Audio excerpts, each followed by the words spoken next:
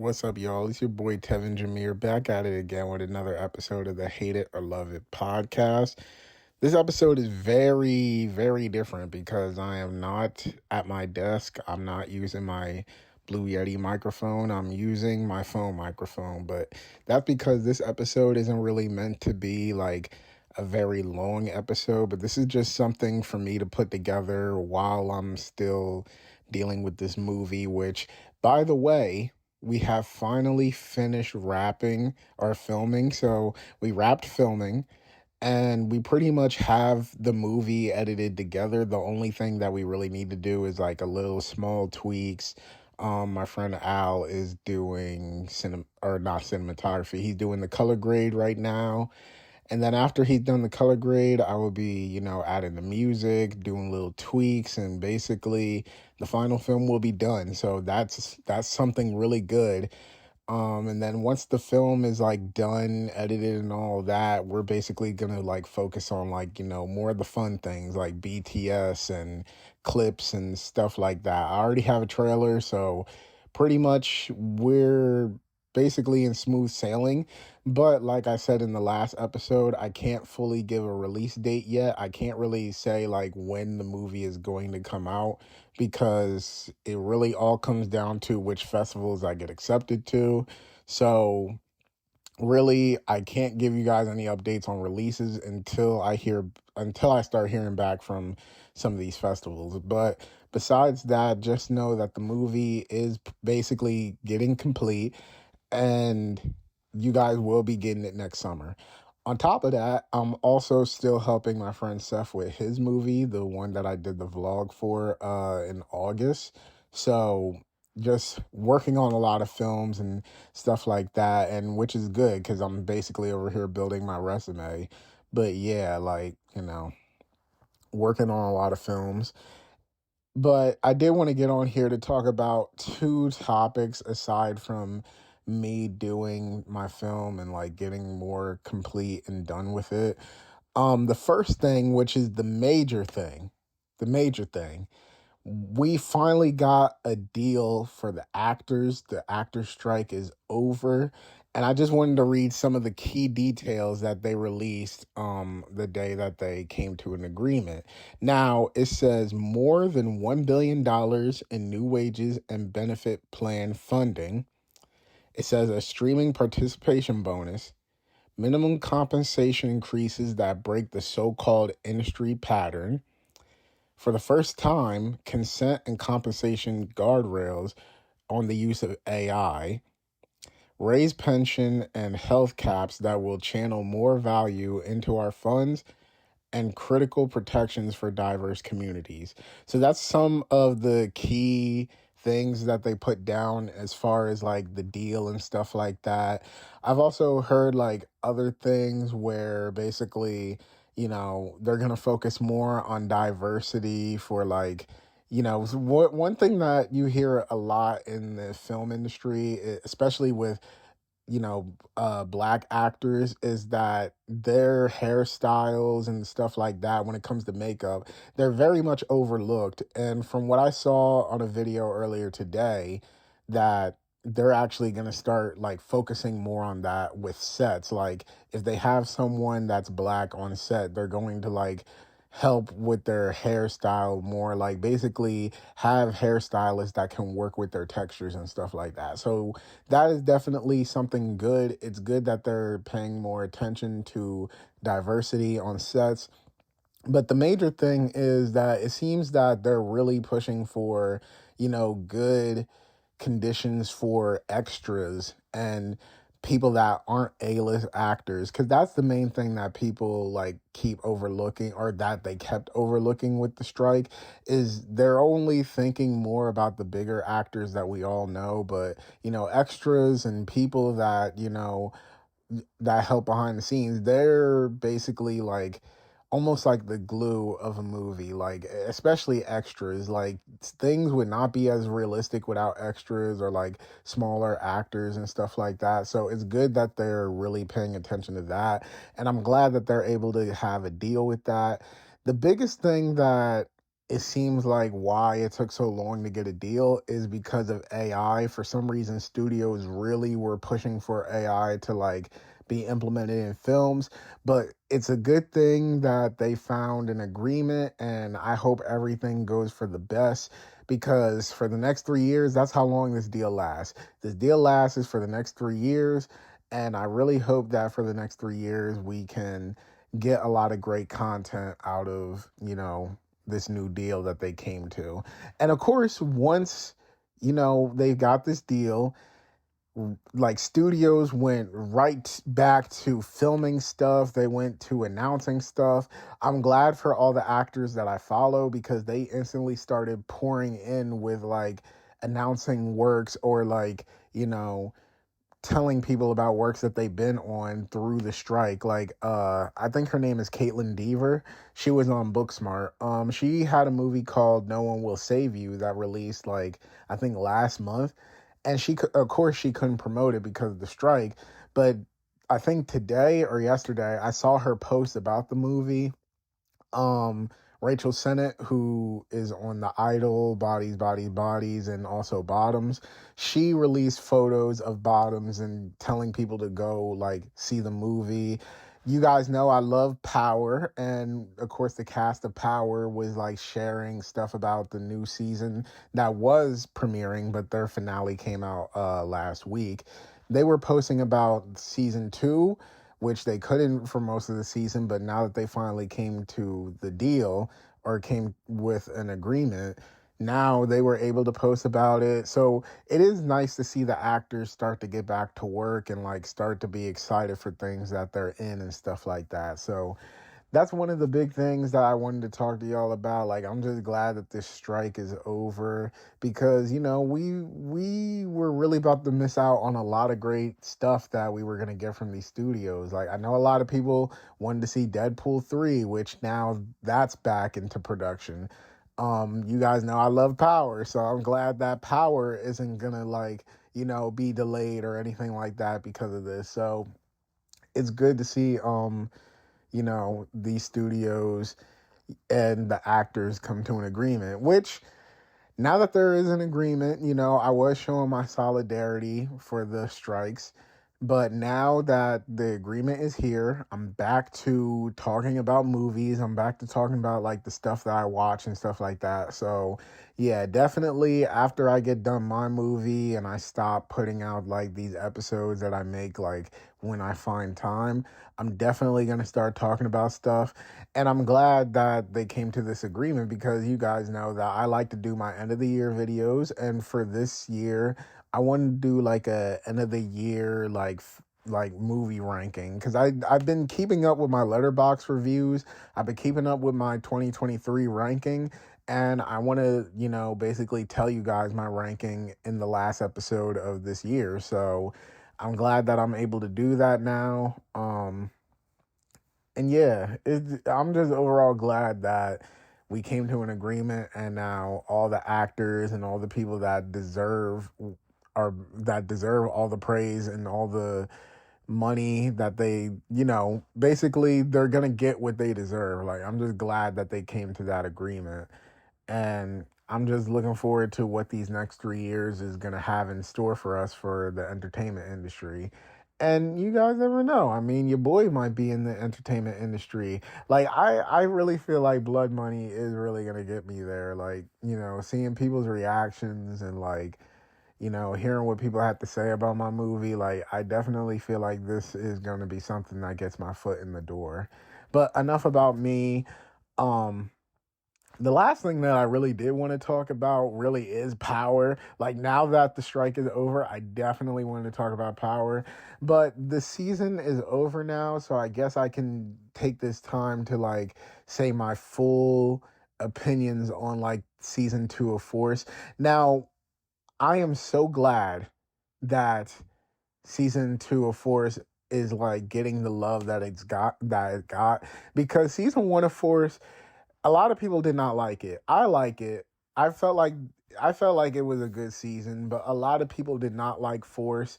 One of my friends who we typically like tell each other to watch shows, She is having a very hard time getting through Force because I'm telling her, like, yo, season two is very much worth it. Like, you got to sit through season one. I know you don't like season one, but season two is worth it. And as much as I tell her that it's worth it, she is still having a hard time getting through season one. So I am glad that they finally stepped it up from season one. And apparently, like, one of the big reasons for that is Gary Lennon, who I think used to be a writer and director on the original Power. He is now the showrunner of Force. And a lot of the actors and a lot of the people behind the scenes of Force have said that Gary Lennon is a big reason why season two is way better than season one. So while I still like season one, I have to admit season two definitely put this up there with like some of the best seasons of the Power universe. Like, season two of Force was a really good season. So if I had to say like any gripes that I had, but this is really, it's not like a big gripe, but like the only gripe that I really have towards the season is you can tell that because this season was going in a different direction, you can tell that like season two almost felt somewhat like a reboot in a way. Like, not like that they changed everything up, but you can tell that that now there's a new showrunner. Everything feels different. The cinematography feels different. The direction feels different. Like, it felt like its own show, but it was still a continuation of things that happened in season one. I know that sounds very confusing, but that's just how season two felt. And this goes back to my gripe because you can tell like the first few episodes of season two felt more like quality control in that they were trying to fix a lot of the things that didn't work with season one. Like, for example, if you guys haven't watched it, spoiler alert, but Walter Flynn dies in episode 5. And one of the gripes about season one of Force that I heard a lot was the Flynn family. A lot of people does not like the Flynn family characters. And I felt like the first few episodes of the show, they were like killing people and getting rid of plot lines from season one. And it's like, okay, I get what you guys are doing. You guys are trying to like weave everything together and make it feel like still a cohesive story, even though you're trying to go in a new direction. But some of the changes that they did and some of the things they did in season two definitely felt like, all right, like you guys are really trying to clean up like the bad reputation that season one had. Like, they killed off Walter and Paulie. They killed off the cop that Diamond was paying money to. They got rid of Diamond's love interest like she was literally nothing, and they hyped up her character so much in season one just to get rid of her. And yeah, basically they really like changed a lot with the Flynn family in the season, and like damn near the Flynn family basically is nothing by the finale. Now there's the debate on whether Claudia is really dead or alive because she got stabbed in the finale. I don't really know. Like, I'm gonna keep it real. I don't really know. I don't want to put my opinion out there on whether Claudia is still alive. I mean, I hope her character is dead. Like, Claudia had to go. But I just felt like, they were doing so much quality control and trying to fix things from season one that it sometimes made season two feel like things were being rushed or things were just being pushed out of the way. But that's only a gripe for the first half of the season. Because, like I said, the second half of the season, or I didn't say this before, but the second half of season two definitely felt like, all right, now we're finally where the writers and the people behind the scenes really want Force to go. And that was pretty much it. Like, the quality control was the only thing that I really had, a little bad taste in my mouth about. But everything else was good. Like the acting, the direction of the story, the new characters. The new characters really shake everything up. I loved the new characters like Miguel Garcia, Shanti Showstopper, Maria.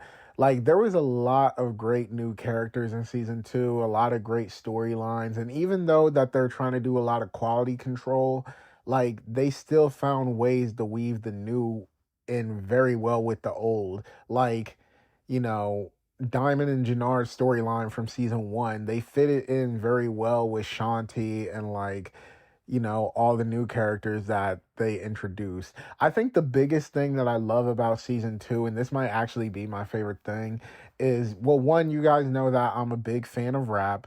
I love all different types of rap music, and that includes like drill and gangster music. And if you're big into drill and gangster music, then you know about, the war in Chicago. You know about like Chicago's history. And personally, I never been to Chicago, but from the stories and the things that I see and hear about Chicago, this season definitely felt like, all right, this is actually Chicago. Like, not that season one didn't have somewhat of a Chicago feel, but season one, it felt more like it was in Chicago, but it just felt like it could have just been anywhere. Like, that's how season one felt. Like, yeah, we know it's in Chicago, but this just feels like it could have been done in New York if they really wanted to, or if Tommy went to California. All of this feels like it still could have been done in California. Season two of Force, nah, this is Chicago. Like, they show a lot of Chicago culture in there, like how the gang wars happen in real life. Like, they basically implement stuff like that. And from what I heard, 50 Cent basically was telling, Gary Lennon and other people on set, like, we know how Chicago get down, embrace how, the city really is. So it was really nice because now this genuinely feels like a Chicago TV show. It genuinely feels like Tommy is in a new world, and it's not just like, oh, this could have just been anywhere. Like, nah, I feel like a lot of the stuff that happened in this season is special to Chicago. So I'm very glad that they got the like feel down. Or like I said, I never been there, but from everything that I heard and stuff like that, it felt very authentic. I don't know. People from Chicago, if you're listening, like, you guys can put it down in the comments, let me know. But for me, as an outsider, it does feel very authentic to the things that I heard and seen about it. Um, and then I guess I'll give my thoughts on the finale. So the finale wasn't that bad to me. Like, I'm in a power group on Facebook, and a lot of people do not like the finale. A lot of people apparently do not like it. But for me, I very much enjoyed it. And to be honest, and look, I love Raising Kanan. Raising Kanan is probably tied with the original Power for me as like my favorite show in the universe. And I'm not gonna lie to y'all, like, Raising Kanan's last season finale very much disappointed me because it didn't feel like a real finale. Like, here's how I think of a season of Power, or like any story driven show. Obviously, each, serialized show has an overarching story, but I feel like each season has its own plot. And with this season of Power, or with season two of Raising Kanan, the overall plot of season two pretty much had to deal with Rock facing the Italians. Kanan wanted to know more about like what Rock is hiding from him. Kanan wanted to be independent. And as much as I love season two of Raising Kanan, don't get me wrong, season two of Raising Kanan was great, and I still like the finale. But overall, it was a disappointing finale because the ending scene, while season two literally did go out with a bang, it felt like something that should have happened in episode 9, and then we saw something in episode 10. Like, like I said, the season 2 of Raising Kanan was about Rock facing the Italians, but literally season 2 ends with the Italians making a big attack on Rock, and we're still just in the middle of that war. Like, there was no resolution to it. Kanan wanted more answers from Rock about like who his dad was, and he wanted his independence. And they never had the conversation.